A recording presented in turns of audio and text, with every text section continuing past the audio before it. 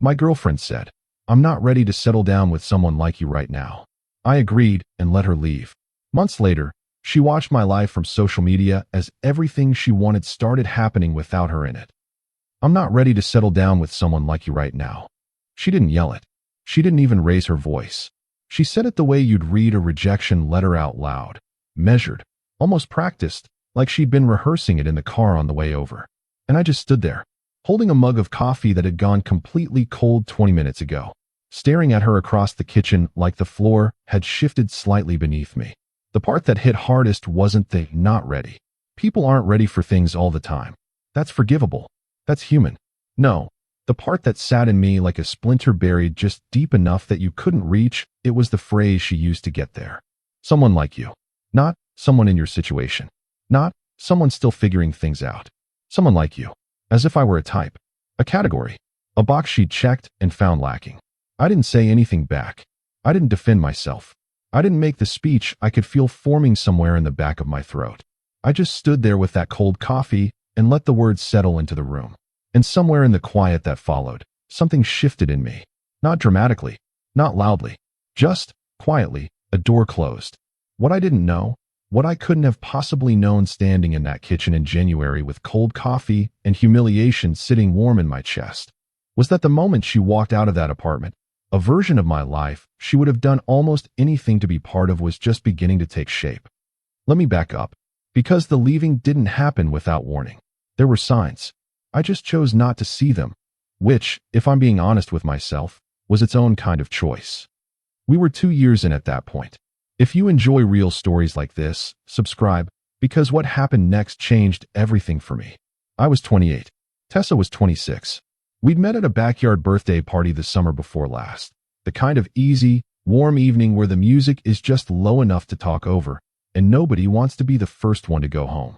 We'd been inseparable, or something close to it, from the third date onward.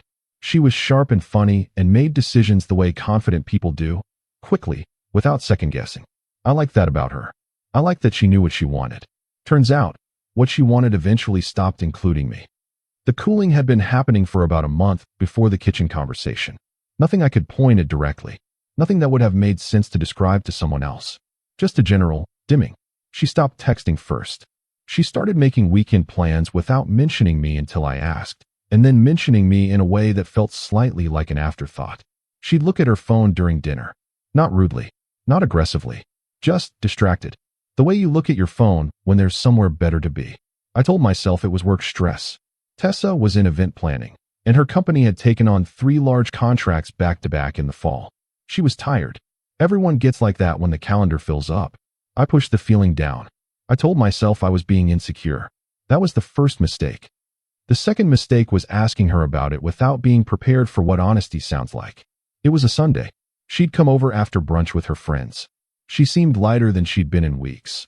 Almost relieved, somehow. Looking back, I understand why. We were on the couch watching something I can't even remember. I muted the TV. "Can I ask you something?" She turned to look at me. "Are we okay?" A pause. Not a long one, but one of those pauses that has a whole conversation inside it. "I don't know," she said. She wasn't being cruel. She was being careful, which, in some ways, was more unsettling. "I've been doing a lot of thinking lately," she said. "About where I want to be. About what I need the next few years to look like." "Okay," I said cautiously. "And I'm not sure we're moving in the same direction," she said. "What does that mean exactly?" She tucked her legs up under herself on the couch, a habit she had when she was about to say something difficult. Making herself smaller, maybe. Taking up less space before expanding into something big. "I want someone who's settled," she said. "Someone who's already figured out where they're going. Someone who can give me a kind of security and stability that makes me feel like things are moving forward." I went very still. "You think I'm not stable. I think you're still building," she said carefully. "And I'm not saying that's wrong. But I'm at a place right now where I need more certainty than I feel like you can offer." Something tightened in my chest. The list of things I wanted to say formed fast. The job offer I was in final talks about, the project I'd been quietly developing for over a year, the apartment upgrade I'd been planning for spring. But something stopped me. Pride, partly, and also the understanding that none of it should have needed to be a pitch. "So what are you saying?" I asked. She exhaled, looked at me directly. "I'm not ready to settle down with someone like you right now." There it was. Full sentence. delivered without flinching. I set the remote down on the cushion. Okay, I said. She blinked. Okay. If that's where you are, I'm not going to argue with it. She looked at me for a moment like I'd said something in a foreign language. I expected you to push back, she said. What would you like me to say? She opened her mouth, closed it again. I don't know, she admitted. Then I think this is the answer, I said. She left about an hour later. She'd clearly come prepared for it, or prepared for something close to it, because the gathering of her things was efficient in a way that didn't feel improvised. Her charger from the nightstand, her cleanser and moisturizer from the bathroom counter, the gray sweater she'd left over the back of the chair by the door 3 weeks ago and never reclaimed. I stood in the hallway and watched her. I didn't offer to help. I didn't cry. I didn't say anything dramatic. I just watched, the way you watch something that you know you can't stop. And when the door clicked shut, that specific, quiet, final click, I walked back to the couch, sat down in the silence she'd left behind, and let myself feel all of it. Because it hurt. It hurt in a way I want to be honest about, because pretending it didn't would be a disservice to every person who's ever been on the receiving end of someone like you. It didn't hurt like a fight. It hurt like a verdict. Like someone had reviewed the evidence carefully and returned with a judgment. And the judgment was, not enough. Not yet. Maybe not ever. I sat there a long time that night. The TV was still muted. The city outside made its usual noise. And I just sat. I called my friend Owen the next morning. Owen and I had been close since college. The kind of friendship where full sentences are optional and context is automatic. She left, I told him. A beat. Because. She said she's not ready to settle down with someone like me. Another pause. Like you, Hal. That's the part one keeps sitting with, I said. He didn't rush to fill the space. Owen never rushes. What are you going to do, he asked. I'm not chasing her, I said. Good, he said. Just that. No lecture. No pep talk. Just good. That one word from the right person is worth more than a half hour of sympathy from someone who doesn't know you. The first week was the worst. Not because I was falling apart. I wasn't. I was functioning fine on the outside. Work, groceries, the ordinary mechanics of a life continuing to move. But the apartment had a new shape to it. An absence with a specific texture. I'd reach for my phone to send her something funny I'd seen, and catch myself mid-reach. I'd wake up Saturday morning with no plans, and realize the blankness of the day was now just mine. I'd make coffee and automatically reach for the oat milk she kept in my fridge, and then remember I hadn't bought it for weeks. The absence wasn't dramatic. It was just everywhere. Small and persistent, like a draft you can feel but can't find the source of. I went back to work on Monday and threw myself into it harder than I had in months. Not to distract myself. Because something had clarified. Because something she said, someone like you, had lodged itself somewhere in my chest in a way that wasn't entirely painful. It was also motivating. Not in the small, spite-fueled way. In the bigger, quieter way. The way that says, prove it. Not to her. To yourself. Here's what Tessa didn't fully know about at that point. For the past 14 months, alongside my main job in product development, I'd been quietly building something. A workflow tool for small creative teams, agencies, freelance collectives, boutique studios. Nothing that would change the world, but something I'd built from scratch, out of a genuine frustration with the tools that already existed, and had been testing quietly with 8 small businesses who'd agreed to try it in exchange for honest feedback. The feedback had moved, over months, from interesting to useful to something closer to, when can I actually pay for this? I hadn't told Tessa much about it. Not because I was keeping secrets, but because every time I brought it up, the conversation would die fast. She'd change the subject, or half listen in a way where you could see the moment her attention stepped out of the room. Or she'd say something like, "Is that actually going to amount to something, though?" The first time she said it, I explained more, gave her context, walked her through the problem it solved. The second time, I shortened the explanation. By the third time, I stopped bringing it up at all. I just built it alone, in the early mornings before the day started. In my own quiet, without an audience. 2 weeks after Tessa left, the job offer came through. The one I'd been in final negotiations on for almost a month. Senior product role at a remote-first company. Significant jump in pay. The kind of offer that lands and makes you sit for a while before you start celebrating, because it takes a moment to accept that something you worked toward actually materialized. I accepted it before the end of the week. The morning after I signed, I called Owen. "She doesn't know, does she?" he said. It wasn't a question.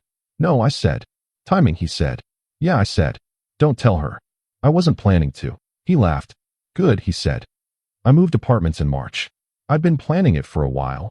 The old place was a fine apartment for a man in his mid-20s who was figuring things out, but it had stopped feeling like where I was going. It had started feeling like where I was waiting. The new place was on the 12th floor of a building across town. Corner unit. Massive windows. Morning light that came in at an angle that made the whole place feel golden before 9. A kitchen with actual counter space. The kind where you could spread out and cook a real meal without feeling like you were solving a puzzle. I moved everything myself over a weekend. A friend helped with the furniture. I unpacked box by box, put on a playlist, and when the last box was emptied, I went and stood at the windows in the fading afternoon light and looked out at the city. Quiet. Not healed. Not completely. But something adjacent to calm. Like I'd landed somewhere I was supposed to be. Owen came over that first full weekend to help me put together some shelving units. We ordered pizza. Sat on the floor because I hadn't bought a couch yet. Just a desk, a bed frame, and good intentions. He looked around at the space the way you look at someone's new apartment when it's genuinely impressive and you're not going to make a big deal of it. This is a real place, he said finally. Yeah, I said. She would have loved this, he said. He wasn't being cruel. Owen doesn't do cruel. He was just being honest. And he was right. Tessa had talked, more than once, about wanting to live somewhere like this.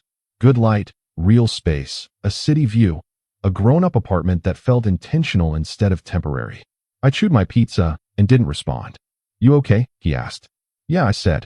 And the strange thing was, I meant it. Not in the way you say it when you're holding yourself together. In the actual way.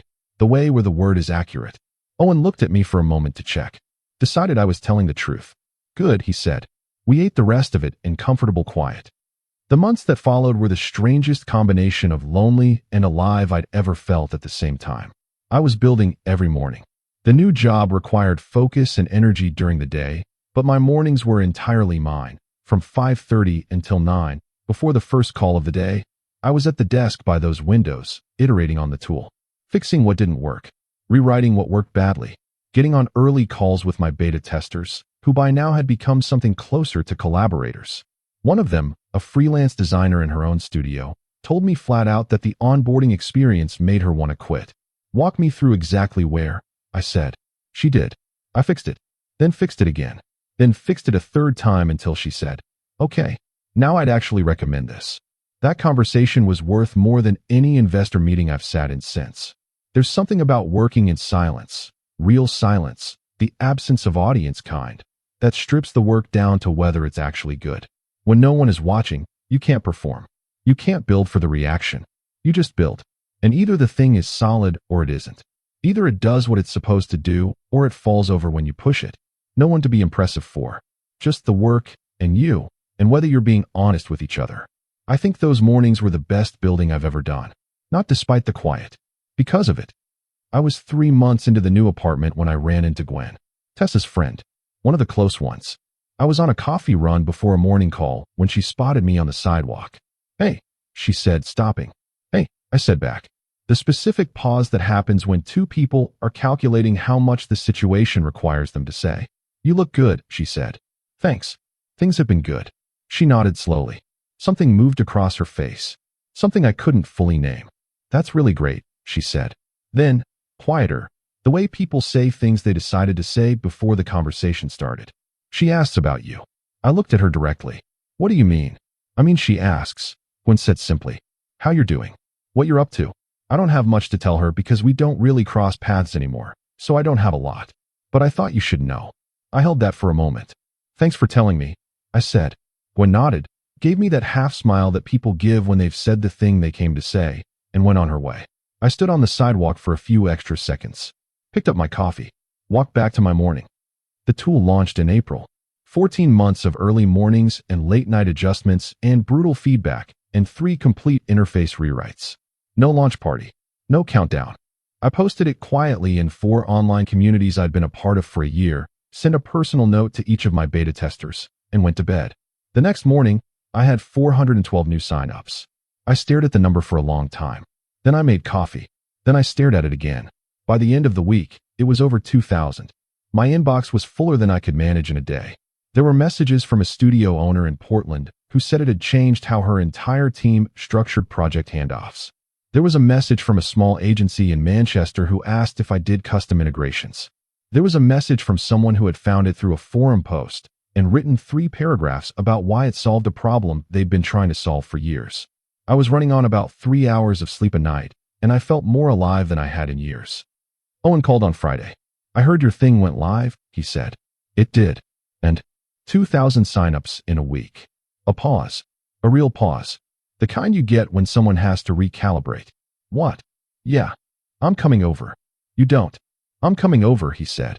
He showed up an hour later with a bottle of whiskey and a complete absence of restraint. We sat at the kitchen table. I had a table by then, and I told him everything. The numbers. The messages. The feedback that had started arriving from people I'd never reached out to, who'd found it organically. The studio owner in Portland. The agency in Manchester.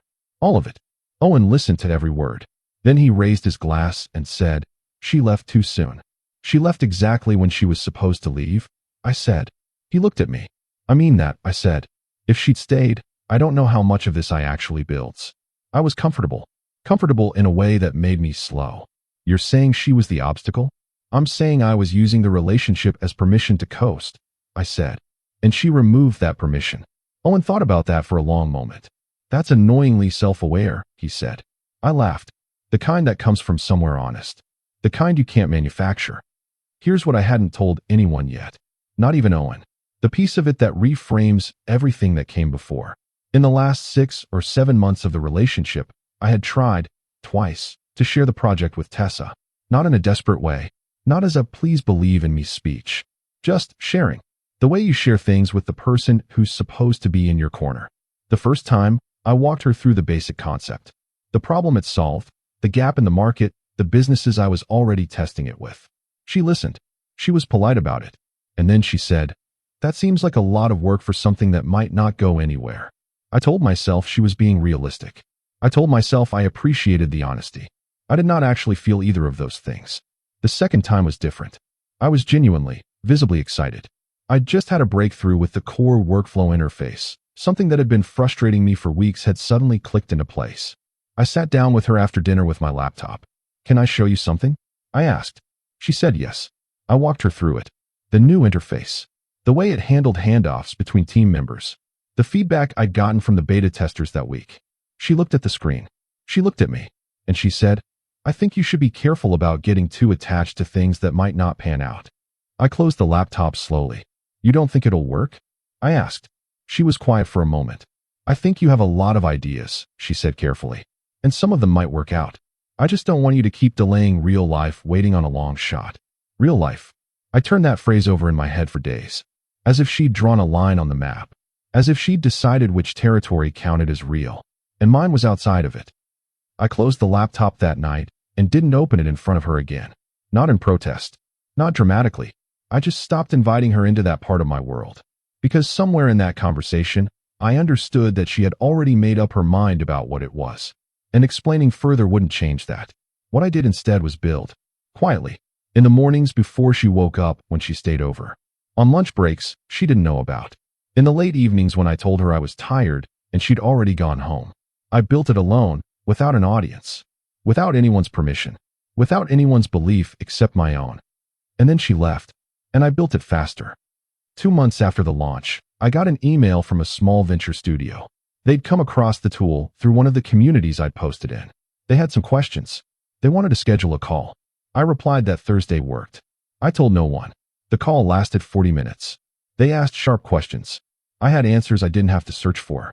At the end, they said they wanted to explore a seed investment conversation. I thanked them. Ended the call.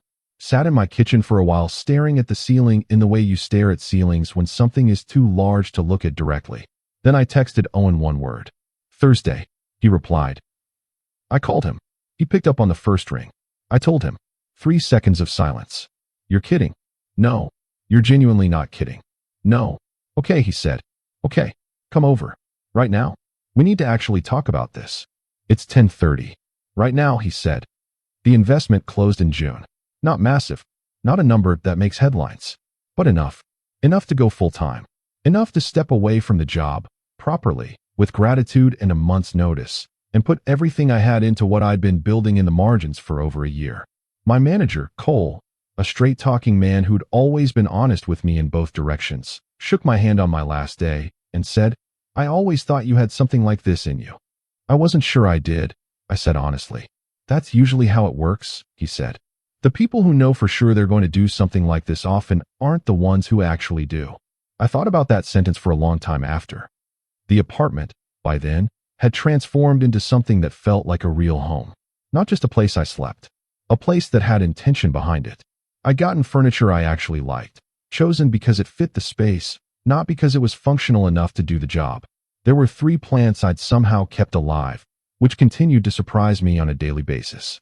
The desk by the big windows had become the center of my mornings. Good light, a coffee setup within arm's reach, a city slowly coming to life below. On weekends, I'd started running again. Something that had disappeared quietly in the last stretch of the relationship. Not intentionally abandoned, just slowly deprioritized the way things are when comfort becomes the default state. I was in better shape than I'd been in 3 years. Not because I was trying to prove anything to anyone, just because I had energy now that I hadn't had before. The kind of energy that comes when you stop distributing it in all the wrong places. In July, a message appeared in my Instagram DMs. The filtered requests folder, the one most people forget to check. I almost missed it, but I was doing a deep clean of the account that evening, organizing contacts, and there it was. Tessa's account. The message was short. "Hey, I've been following what you've been up to. I just wanted to say that it genuinely looks like things are going really well for you. That's great. I'm really happy for you." I read it twice. Set my phone down on the table. Picked it up. Read it a 3rd time. "I'm really happy for you." There was a part of me, I'll be honest, that felt a pull to respond. Not out of longing, not out of lingering resentment, but out of some instinct toward resolution, toward closing loops cleanly. But I also understood, very clearly, that this message wasn't just about being happy for me. It was a door, opened carefully, just wide enough to see if I'd step through. I left it on read, not to punish her, not as a power move, but because I genuinely did not have a version of that conversation in my head that ended anywhere good for either of us. Owen found out I'd seen it when I mentioned it offhand a week later. "You left it on read?" he said. "Yeah, that's cold." "It wasn't meant to be cold." "Then what was it?" I thought about it. "Accurate," I said finally. Meaning I didn't have anything to say that was honest and also kind at the same time. And I wasn't going to say something dishonest. Owen looked at me across the table. "You still have feelings for her," he said. "I had feelings for her," I said. Present and past tense aren't the same thing. Sometimes they blur. "They hadn't blurred in a while," I said. He considered that. Then, "Okay, good," I offered. He smiled. "Good," he said. I didn't reply to the message. Not that night. Not the following week. The window closed the way these things close. Not dramatically, not with a final confrontation, just quietly, with time, the way a conversation does when no one picks it back up. In August, I was introduced to someone new. Her name was Petra. She worked in brand strategy, the kind of person who asks one question in a room full of people and suddenly everyone's rethinking what they thought they already understood. We met at an industry event Owen had spent 2 weeks convincing me to attend. I almost didn't go. I was in the middle of a development sprint. The couch had been winning the internal argument for about 20 minutes. Then Owen texted, "You need to leave the apartment. The plants cannot be your only company. They are not enough." I went. Petra and I ended up talking for 2 hours. Not in the way you talk at events, the 30-second version of yourself, polished and abbreviated. In the actual way. She asked about the tool after I mentioned it casually, and instead of moving on politely, she asked a follow-up question. And then another. And then, "Who's your biggest bottleneck right now from a growth side?" I told her. She thought about it for a few seconds. Then she offered a perspective from the brand positioning angle that I'd never considered and genuinely hadn't heard from anyone. When the event started winding down, she handed me her card. "I'd like to hear more about how the launch actually went," she said. "Yeah," I said. "I'd like that too." We got coffee the following Thursday. 2 hours turned into 3 without either of us noticing. I walked her to her car, and she said, "Do this again?" "Yeah," I said. Next week, I said. I drove home with something I'd forgotten the feeling of. The specific lightness of something starting. Not forced. Not manufactured. Just beginning. By September, the tool had cleared 5,000 active users. I'd started writing a newsletter, originally just to think out loud, to work through problems and writing the way I'd always processed things, and it had developed a quiet following. People who cared about building things. Workflow, tools, creative businesses run sustainably. It wasn't a big audience, but it was the right one. Speaking invitations started arriving. Not major stages, but real ones. A creative entrepreneurs conference in October. A virtual panel on product-led growth in November. Things I would have hesitated over a year before, when I wasn't sure I had anything worth saying publicly. I said yes to both. Petra came to the October conference, not to watch my talk. She had her own session on brand clarity for product companies. I watched her from the back of the room. She was the sharpest person on that stage. Sharp in the way that's effortless, not performed, not trying, just natural. I stood at the back of the room and thought, yeah, this is something good. We weren't official yet at that point, but we were becoming something. The kind of something that forms the way stone forms, not in a single moment, not with a declaration, just through consistent pressure and time until one day you look and realize you're looking at something solid. That's when Gwen called me, out of nowhere, late on a Tuesday night in October. We'd stayed loosely in touch after running into each other on the sidewalk, but we didn't call each other. Hey, she said. Hey, everything okay? Yeah. Okay, this is weird, but Tessa called me. I went quiet. She hadn't called me in months, Gwen said. Out of nowhere. I was actually surprised she still had my number. What did she say? I asked. A pause. She said she'd been watching what you've been doing. The tool, the newsletter, the conference, all of it. She said she saw some photos. Okay, I said carefully. She said she was proud of you, Gwen said. That was the word she used. Proud. Yeah. A beat. And then she said it wasn't fair. I held very still. She said all of this, the place you're living, the thing you built, all of it. She said that's exactly what she wanted. That's the life she was trying to reach for. And she said she felt like she'd walked out one door before you opened the one she actually wanted to walk through. I didn't say anything for a moment. She said she thought you could become that person. I said slowly. That's what she told me. She always said she thought you had potential, but she didn't think it would happen on a timeline that worked for her. I said. I think that's right, Gwen said quietly. So it was a calculation, I said. Not angrily. Just recognizing the shape of something. Maybe, Gwen said. I don't think she's a bad person. I know she's not, I said. I never thought she was. I just thought you should know, Gwen said. I'm glad you told me, I said. And I meant it. I thought about that conversation for a long time after I hung up. Not in a churning, painful way. In the way you think about something when it confirms something you already half knew. Because here's what that conversation gave me. A word for what had happened. A calculation. Tessa had looked at me, at us, and she'd run the numbers. Not heartlessly. I don't think she was heartless. But she'd assessed the odds. Risk versus reward. Timeline versus certainty. And she'd decided the return wasn't guaranteed enough to justify staying. That wasn't love being afraid. That was something else. That was love being conditional in a way I'd never fully named before. And the hardest part of that realization wasn't anger. It was the quiet recognition that somewhere in that kitchen in January, cold coffee in hand, I'd already sensed it. I'd already known, on some level, what was actually happening. I just needed the door to click shut before I admitted it to myself. There's a specific kind of grief that comes from realizing a relationship ended not because of something dramatic, but because someone ran an actuarial table on your potential and came back with a probably not. No explosion, no betrayal, just a quiet, careful rejection of a future they didn't believe was coming. I'd sat with that grief in the first weeks after January. I'd understood it in pieces over the months that followed. And now, hearing Gwen describe Tessa watching from a screen as everything she'd calculated against started materializing anyway, I felt something unexpected. Not triumph. Not bitterness dressed up as something cleaner. Just compassion, actually. Because I understood, from the inside, what that must feel like. To be someone who made a decision based on the best information they had. And then watch the information change. Watch the math shift. Watch the long shot come in. That's not a fun thing to sit with. And I didn't want that for her. I genuinely didn't. I just also understood, with absolute clarity, that her discomfort with the outcome didn't make the outcome wrong. It just made it hers to carry. Not mine. She texted in late October. My actual number. Not Instagram. The number she still had. Hey, I know this is out of nowhere and you don't have to respond. I've been thinking about you a lot lately. I saw the clip from the conference that Owen posted. You were incredible up there. I've been watching what you've been building, and I'm honestly so impressed. I miss you. I miss us. Can we maybe talk? I read it in the parking lot outside a grocery store, sitting in the car longer than I needed to. The engine off. Just sitting. There was no anger when I read it. I want to be clear about that. No spike of satisfaction. No impulse toward cruelty. There was just something very quiet and very settled inside me. Like a door that had closed months ago. Key already put away somewhere you'd have to go looking for it. I thought about what I would have given to receive that text in February. How those words would have landed when I was still waking up on Saturday mornings to the texture of someone's absence.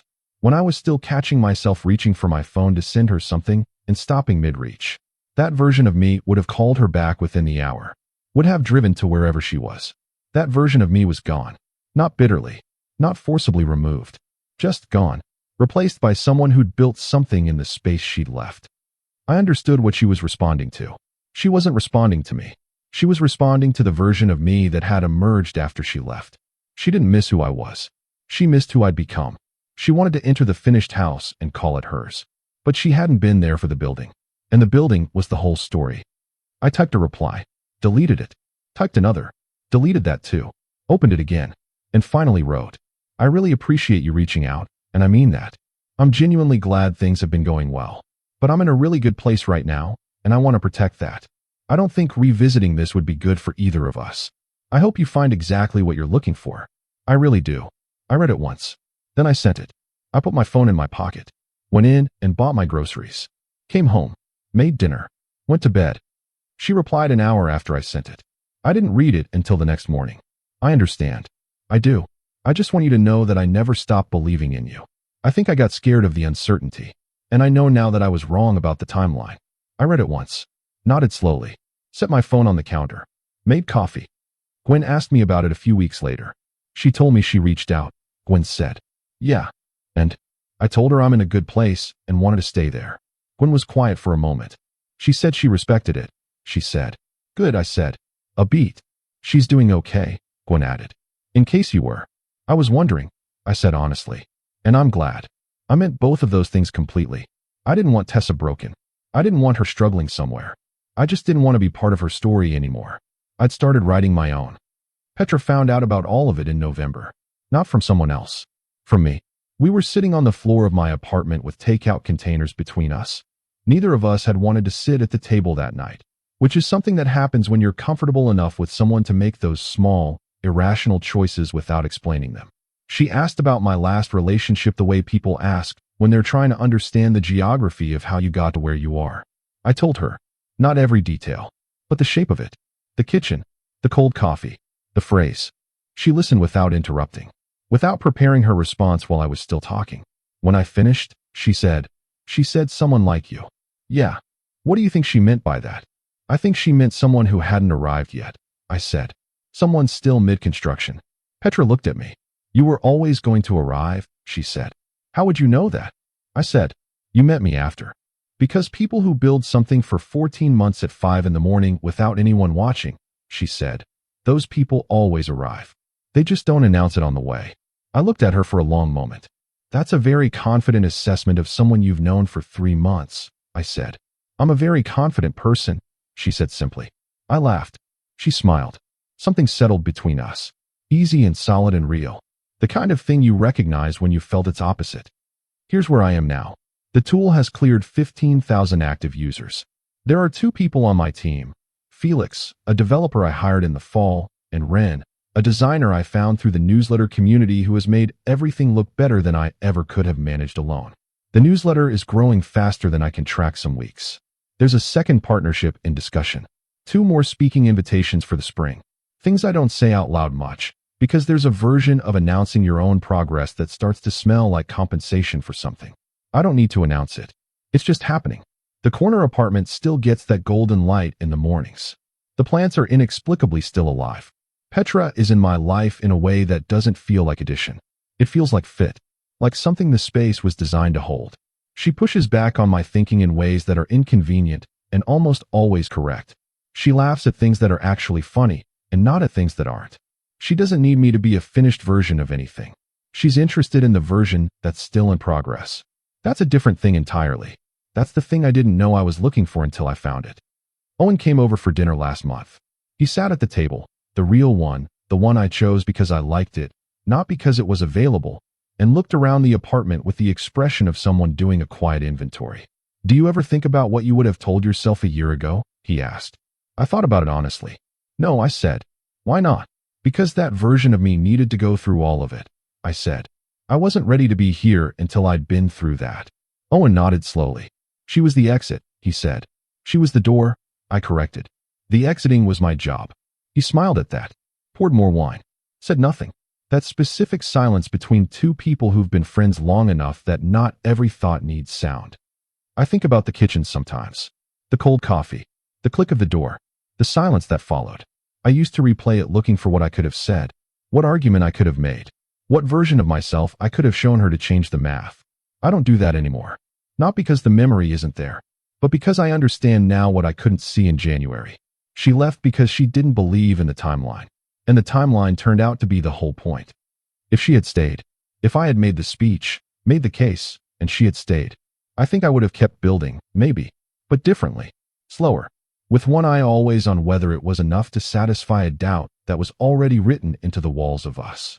The relationship had become a place I was comfortable, and comfortable, for me at that particular moment, had become a reason not to move.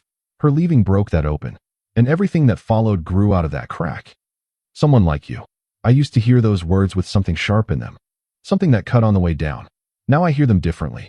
Now I hear them as someone I couldn't yet fully see, someone still in the middle of becoming. And the becoming, well, the becoming happened on its own schedule, as it always does, as it was always going to. The last I heard about Tessa, through Gwen, always through Gwen, was that she'd relocated to a new city, new job, new beginning, moving forward. I was genuinely glad. I hope she found the certainty she was looking for. I hope she found someone who was already where she needed him to be. And I hope, wherever she landed, she stopped measuring her life against other people's timelines. Because that's a math problem with no right answer. She watched my life from a screen. That's what Gwen told me. She saw the apartment. She saw the product launch. She saw the conference. She saw the newsletter milestones I posted when they happened. She saw the photos of someone standing beside me in two of them, uncaptioned, unbothered, present the way people are present when they're actually part of your real life. She saw the arrival and wanted back in. But she wasn't there for the building. And the building is the only part that was actually mine. I closed my laptop one morning, the one I keep at the desk by the windows, and looked out at the city. The light was doing what it does in the early hours, catching the edges of buildings, turning everything briefly gold before the day officially begins. 15 minutes, maybe, of that particular quality of light. And then the day, I sat in the gold light, thought of nothing specific, just the quiet that settles into a life when you've stopped waiting for someone else's verdict on whether it's enough. Not everything she said was wrong. She was right that I wasn't settled when she left. She was right that I was still figuring things out. She was right that she needed a certainty I couldn't offer her in January. All of that was accurate. She was just wrong about what it meant. She thought it meant the destination wasn't coming. What it actually meant was the build was in progress. And you don't get to mourn missing the house after you walked away before the roof was finished. No villains in this story. No one behaved unforgivably. No dramatic confrontation. No moment of calculated revenge. Just a woman who made a calculation. And a man who decided, quietly, that the best possible answer to being underestimated was to build something undeniable. Not to prove her wrong. Not to be vindicated. Just to prove, to himself, that the thing he believed in was real. And standing at those windows in the morning, with good coffee and actual light, and a life assembled with both hands from scratch. I'd say that's exactly what happened. I want to say one more thing before I close this out, because I think it matters. I don't tell this story to make Tessa a villain. I don't tell it to position myself as someone who wants something. I tell it because I think a lot of people have been handed a version of someone like you at some point. Delivered politely, delivered carefully, but landed like a verdict on who you are and what you're capable of. And I think the answer to that verdict, the only answer that actually means anything, is not to argue, not to explain, not to chase. It's to build, quietly, without asking anyone's permission, without needing anyone's belief. Just build, with whatever you have, from wherever you're standing, and trust that the timeline belongs to you, not to the person who stopped believing in it. That's the only part of this I'd want anyone to take with them. Not the story of her watching from the outside. Not the door, or the coffee, or the click that ended things. Just that. Build anyway. She said I wasn't someone she was ready to settle down with. She was right. Because what came after wasn't settling. It was moving. Faster and further than either of us could have mapped from that kitchen in January. And some people, when they see you move like that, want back on the train. But the train doesn't stop for passengers who already stepped off. It just keeps going. The door clicked shut in January. Quietly. Without ceremony. Without a scene. And the rest of the year was entirely mine.